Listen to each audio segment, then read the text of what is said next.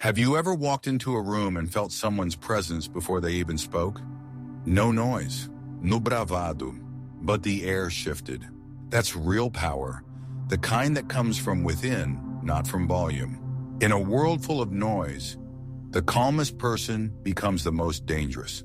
While others chase attention, overreact, and lose control, the one who stays grounded commands quiet respect. Not by force, but by presence. That's what you'll learn in this video. How to build a mind so steady, so composed, that people sense it before you say a word. This isn't self-help fluff. This is Stoicism, battle-tested, unshakable, forged in silence. And if you apply it, you'll stop chasing control and become it.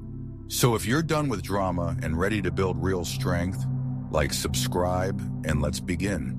Because after this, you won't need to prove anything. Your silence will speak for you. Number 1. The mind shift that changes everything. If you want a mind so strong that others pause around you, don't start by powering up. Start by letting go. Let go of the belief that life is supposed to be easy.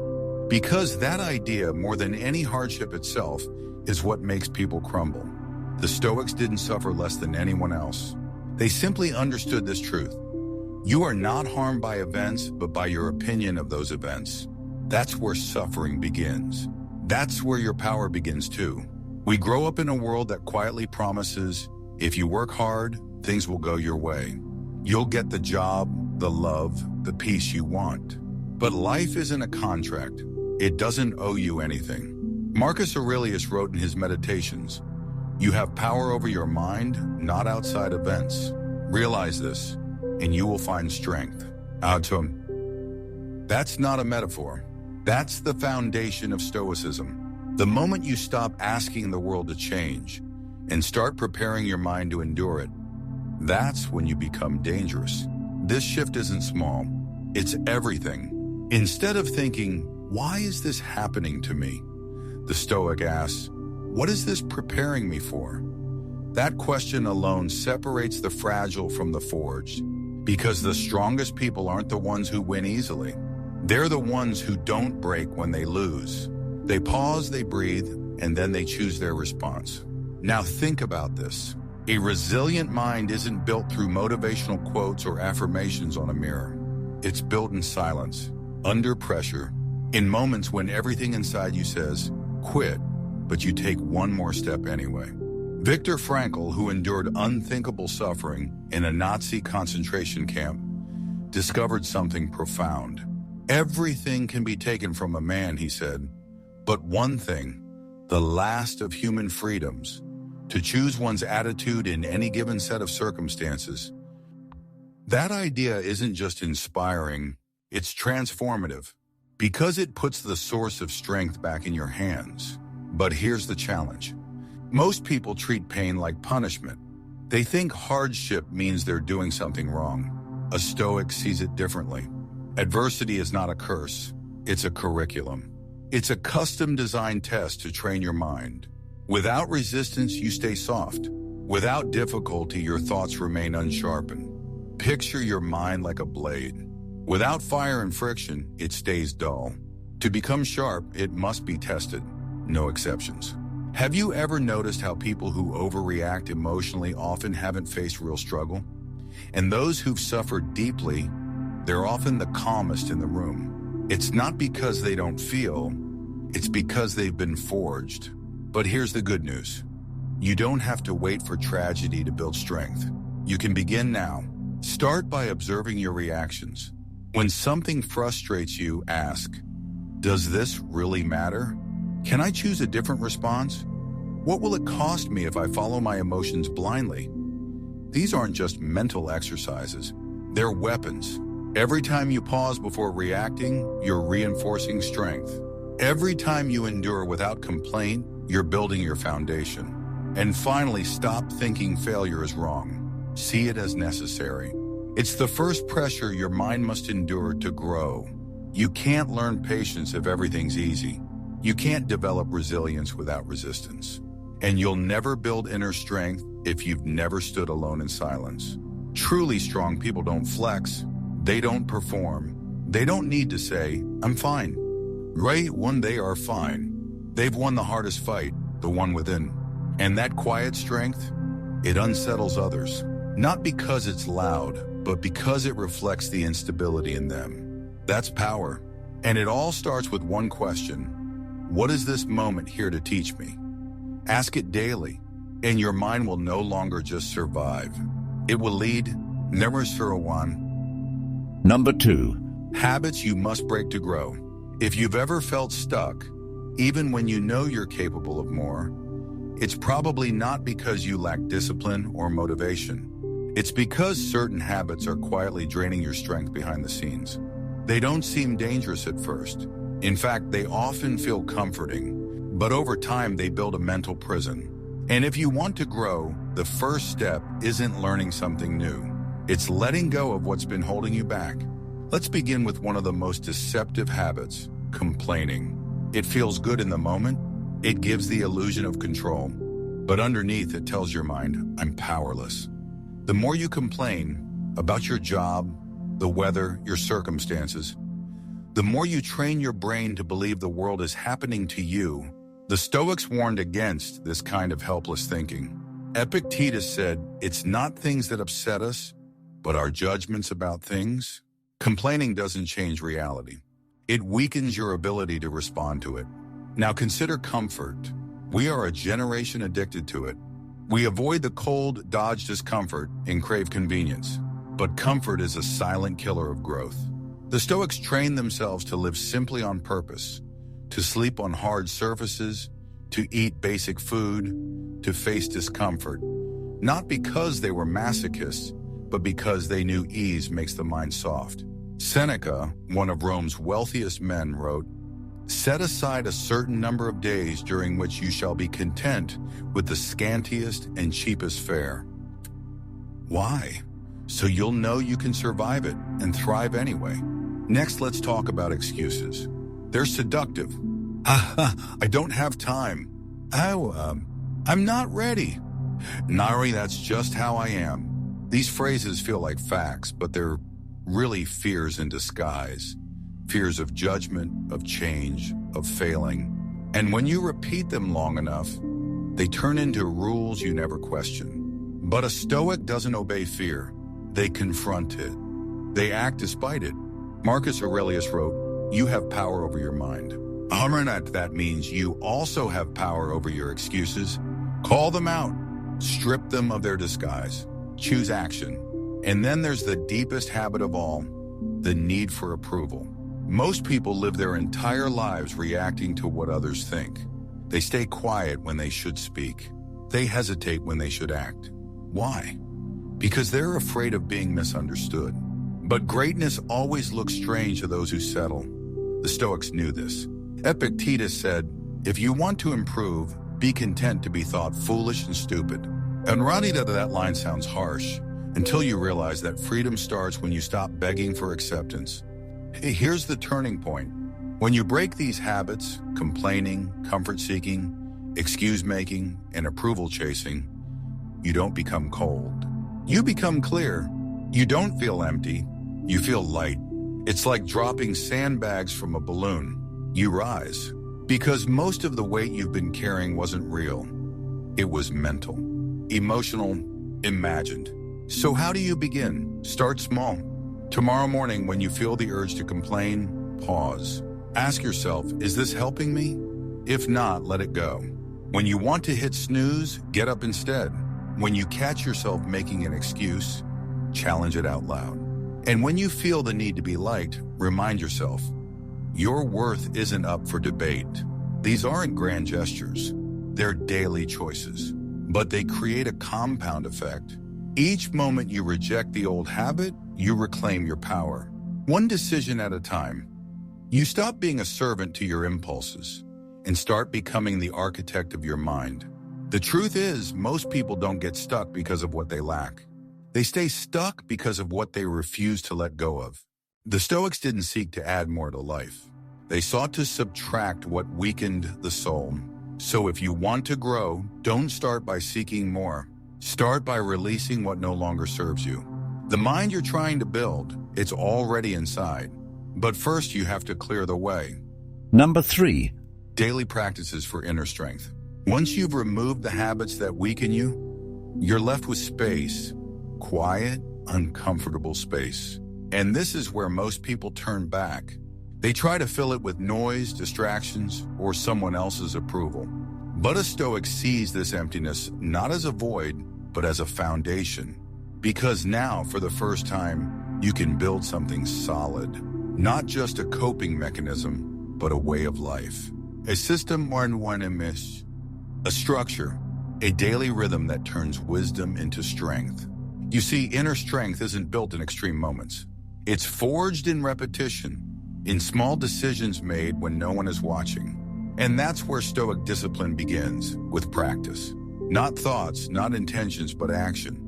Marcus Aurelius didn't become wise by reading his own journal. He became wise by living it, day after day, despite distractions, setbacks, and exhaustion. So how do you practice Stoicism in a world that constantly pulls you away from yourself? It begins with your body. The Stoics believe that the mind and body are not separate forces. They are instruments of the same will. If your body is weak, your willpower suffers. Movement is not about vanity. It's about consistency, endurance, training your nervous system to face pressure and keep going. The Roman soldier trained daily, not just for battle, but because physical resilience was the mirror of mental resilience. So move your body with purpose, take the cold shower, go for the run, lift the weight. Not to impress, but to remind yourself, you are not soft. But physical strength alone isn't enough. You also need stillness. Every day, carve out space to step back from the chaos, to observe your mind instead of being swept away by it. Call it meditation, silence, solitude, it doesn't matter. What matters is what it builds. Epictetus said, "No man is free who is not master of himself." And you can't master what you never take the time to notice. Just 10 minutes of stillness a day can rewire how you respond to everything. Next, challenge yourself deliberately. The Stoics trained themselves through voluntary hardship. They didn't wait for life to push them. They pushed themselves first. Wake up with your alarm and don't snooze. Speak up in that meeting. Say no when it's easier to say yes. Do the task that makes your hands shake. These small acts of voluntary discomfort become bricks, and each one builds your mental fortitude. Seneca once said, "We treat the body rigorously so that it may not be disobedient to the mind." Apply this rigor inward too. Practice holding silence when you want to interrupt. Practice kindness when you want revenge. Practice presence when your mind races to the past. These aren't lofty ideals. They're muscles. And they only grow if you train them. Finally, record your days.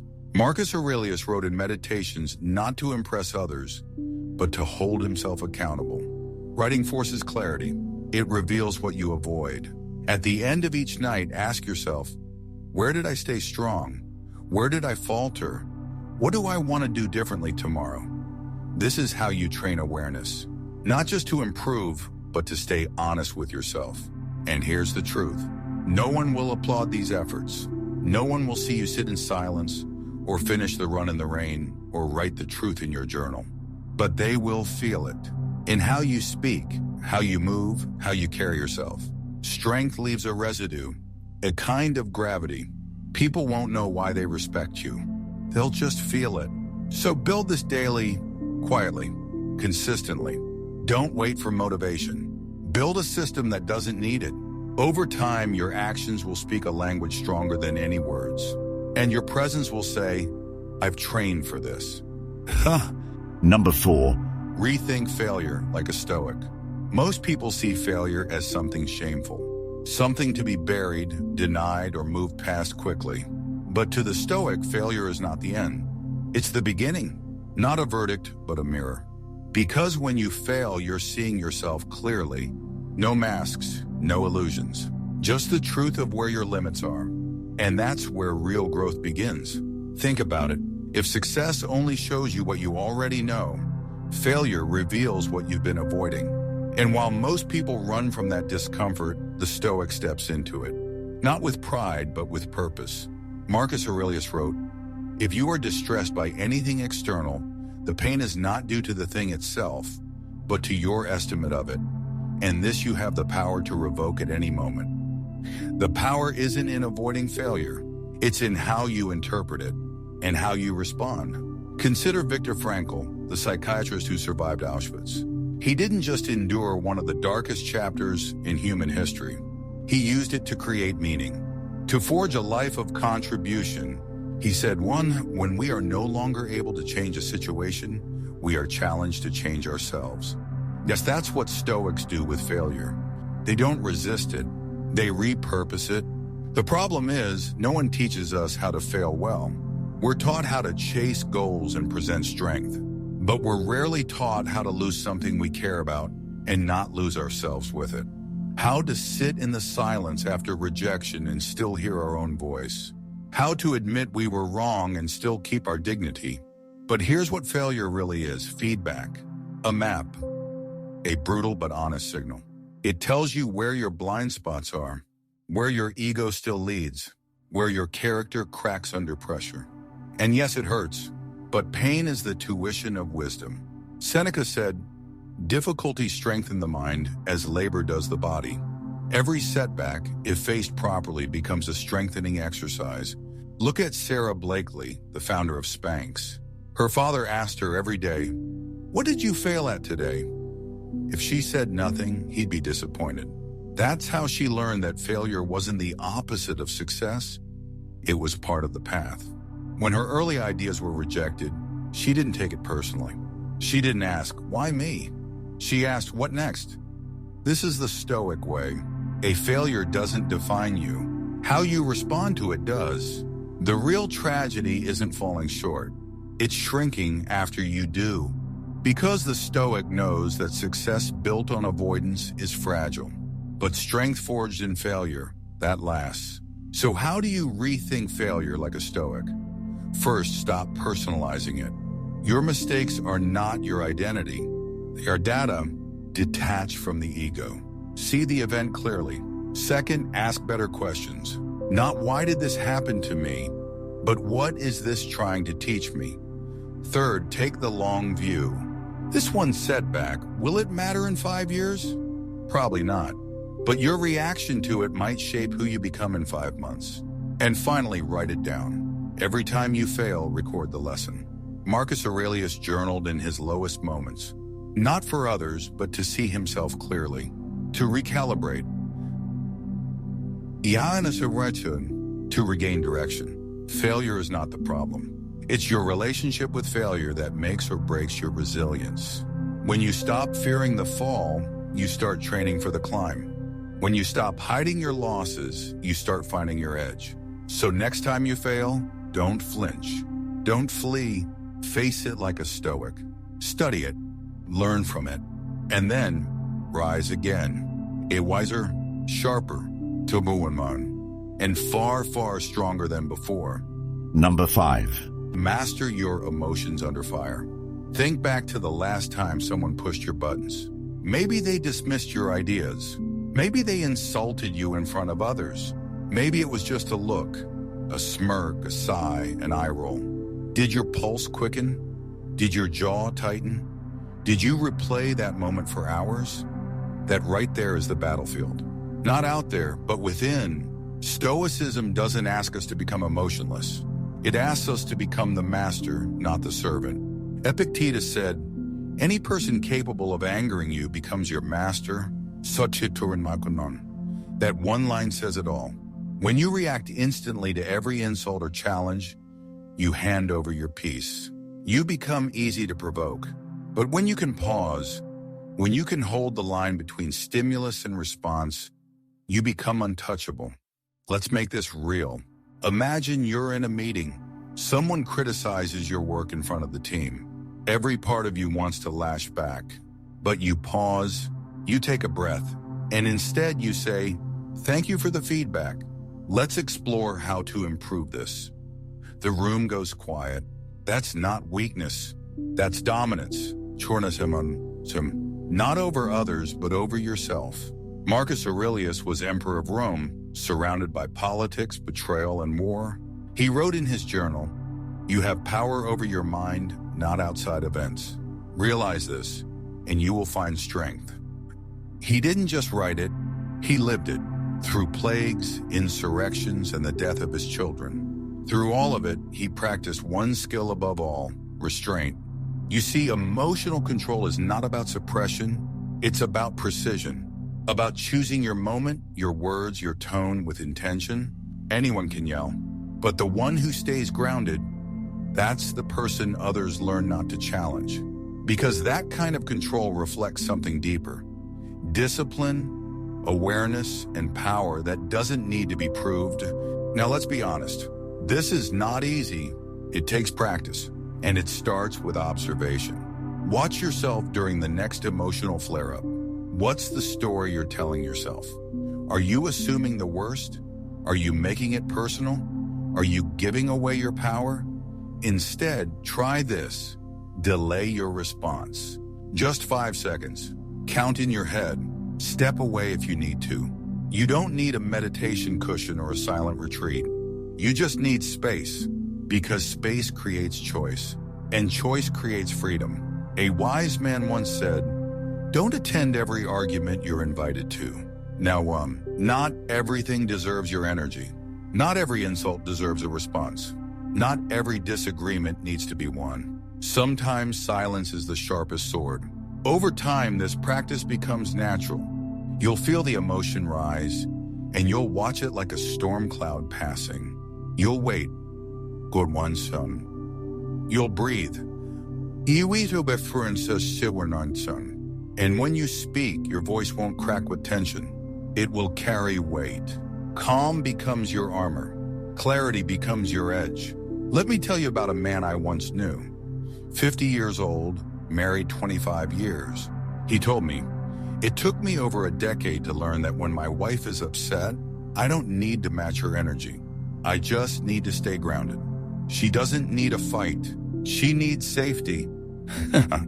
That's emotional mastery, not dominance, not passivity, but presence. The truth is, anyone can train this. You start with one intention. Today, I will not be controlled by my first reaction. And then you practice in traffic, at home, at work. Every situation becomes a rep in the gym of your mind. Remember, a fool vents everything, but a wise man holds back, not because he's scared, but because he's strong enough not to be baited. So when the heat rises, pause. When the insult comes, breathe. When the anger surges, observe.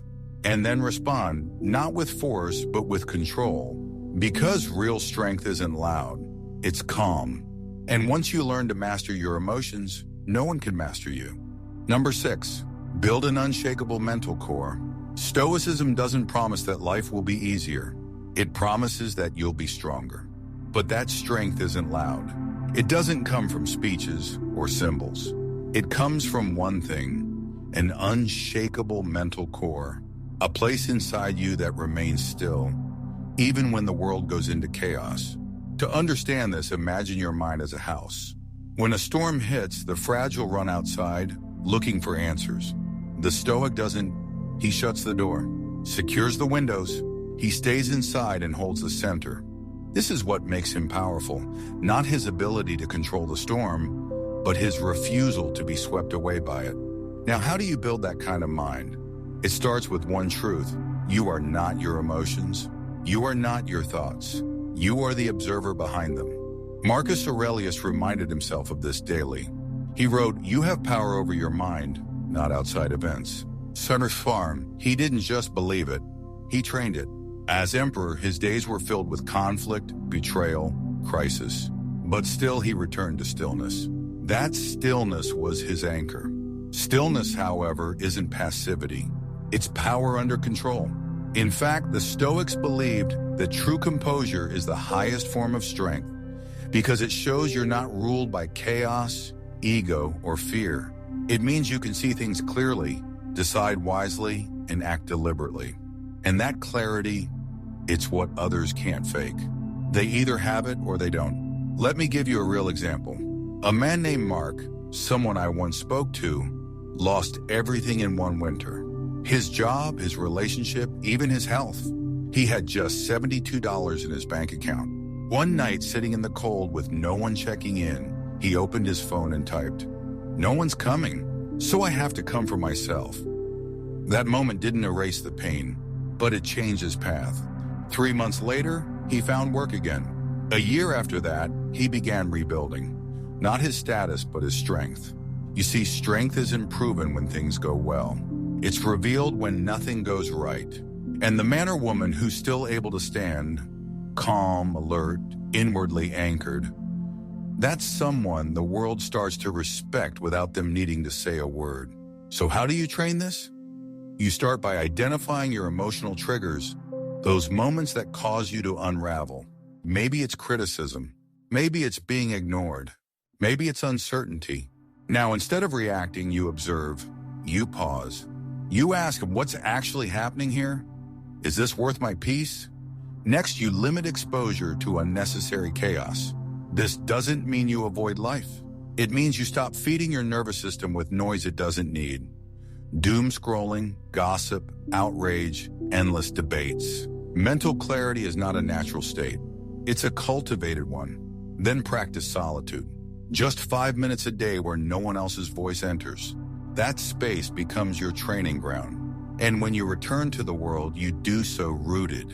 You've held your ground before the day began. Finally, create a ritual of reflection. Each night, ask yourself, when did I stay calm today?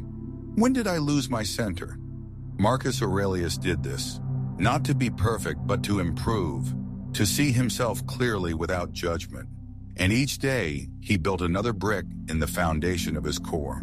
Because here's the truth. People might argue with your logic. They might challenge your views. But they can't shake your presence when it's built on lived experience. On discipline, your calm becomes unnerving. Not because it's loud, but because it exposes how noisy others are inside. So start small. One breath, one pause, one moment of stillness in the storm. And over time, you'll build something no one can take from you. A mind that doesn't move just because the world does. That's the Stoic advantage. That's unshakable power. Number 7, why discipline beats motivation. Everyone loves the idea of motivation. It's flashy. It feels good.